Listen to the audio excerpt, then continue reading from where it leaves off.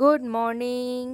আজকের এই শনিবার, কিন্তু তাও একটা ব্যস্ততম দিন, তাই সকালবেলা ব্রাশ করে উঠেই সোজা চলে গেছি রান্নাঘরে চা বসাতে। চায়ের সাথে একটুখানি রুটি সেঁকে নিয়েছি, কারণ সকালবেলা এই টিফিনটা করেই আমাকে পড়াতে বেরোতে হবে। ইউজুয়ালি শনিবার পড়ানো থাকে না, বাট বাচ্চাদের পরীক্ষা থাকলে আমি এক্সট্রা ক্লাস দিয়ে থাকি, এটাই আমার রুল।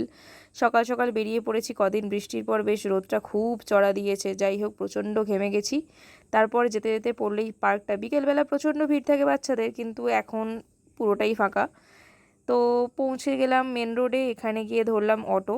অটো করে যেতে যেতে পড়লাম বাজারের মাঝখানে, মানে ওখান দিয়েই যেতে হয়, যেতে যেতে দেখলাম বাজার কলকাতা, মানে বাজারের মাঝখানে বাজার কলকাতা। তো অটো থেকে নেমে আমাকে একটু হাঁটতেও হয়, তো সেখানে হেঁটে হেঁটে যাচ্ছিলামই, কিন্তু যেতে যেতে প্রচণ্ড ঘেমে গিয়েছিলাম। তারপরে গিয়ে পড়াতে বসলাম, পড়াতে বসিয়ে টসিয়ে নিয়ে একটা ছোট্ট ক্লিপ নিয়েছিলাম, যেটা আমি সাধারণত নিই না। তো পড়ানো হয়ে যাওয়ার পর সোজা চললাম বাড়ি।